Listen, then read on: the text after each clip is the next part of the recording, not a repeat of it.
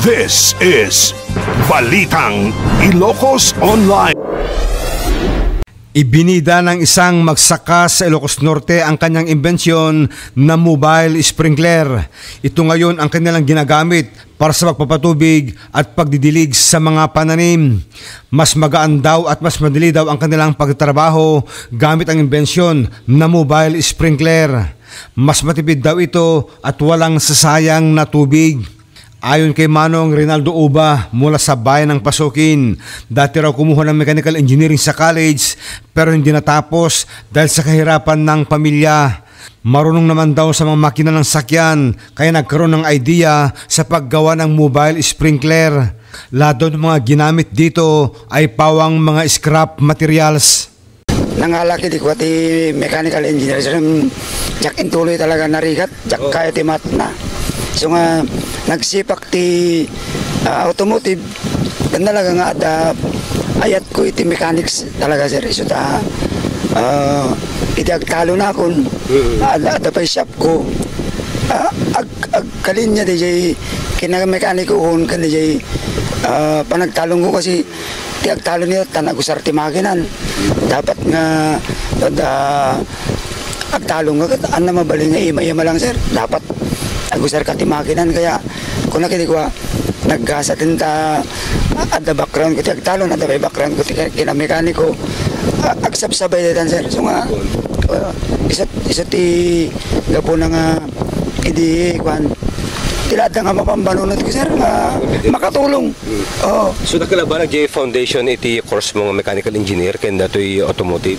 Ay una sir nagdakkel kasi amok di working principles ti may isang lugan ko traktor amok no kasano iso nga nagdakkel nga pundasyon ko di sir talaga nga iso ti nangiduron kanyak nga nagaramit kasi amok di working principles si may isang lugan ko mauno banag sir engine. Kalpasan dati ko sir mobile sprinkler ana pa iti ay mapanunot mo nga invention. Ada sir nabinbindas manen DJ hanan nga makina dapat kuryente amin sir sprinkler med lang kuryente lang no kung malumakay kan ag-switch ka lang ag-sibuhin sir di talaga ti ultimate nga goal ko itata sir iti solar powered nga machine mabalin sir basta dapat ko maagusar ti kuryente tap no natiptipid ket no adamang libre nga solar sir di nagsaya at para kanyamin dapat ti panunutan dayo ket di posible nga source lang di posible lang kasi kung ibagay tayo di yan tayo katigi arami din tayo ng tagat agbalin nga productive sir. Sir dato'y edad yun so ti panagadal tuloy-tuloy pa lang nga kayo hang pinagsarding. Ayun sir talaga nga ti panagadal kat haan ko mga agsarding kasi ako mat-advance ti lubong dapat hang kamaudi iti teknolohiya sir.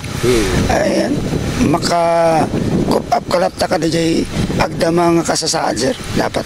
Manong pag alam ti ideas mo ko dagito yung mga kalikago moment nga arami din? Ay kanyak sir agad ko iti kinaubing ko mekaniko ti father ko ngamin sir nakita ko nung kasano nga makatulong sir so nga katigidya nga nakita nga iti kinaubing ko sir kapot kinarigat te ko na kun karikarigatak ti mga ramit di makatulong talaga nga dapat makatulong nga nga tayo lang ramay mo ti pag kutkot mo ti dagaan saan sir dapat numabalin ko maakit ti ibagpagada nga manalon ka lang saan sir itatakit dagtalon tatan sir ket ba hamo mo balin nga manalon ka lang saan kada kami nga gusto sir iti advance nga machines nga pagtalon sir nakalaklak ti agtalon. So ano iti challenges mo iti paragpartot iti may isang invention? Ado sir ti umuna financially I'm not financially capable sir iso di jay ket no ado ko mabay ti kwartak sir ko lang karot ket nagkasa ti daw ti kwartanan ngem di damat sa ren dinasayat ko lang karot sir siya kawang kwartana paunay siya ko malang akat adot kayat ko nga ibati nga legacy at iti lubong nga makatulong ko nak sir so di ko nak uraman nubasit at kanyak nga financial capability sir ikarkarigatak nga i-maximize. Dito yung trabaho sir, adumet itikwan na pagadal ng anak mo. Ayaw na sir, tingar ko na, ajak pa nang inastong. Kada kami ni misis ko, mestra kami ni misis ko sir.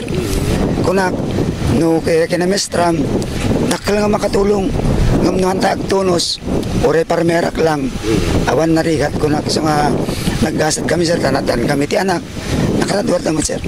Yung iso ti makatulong mat kanyami, at kunak ta, alagit, mayat mat trabaho da sir.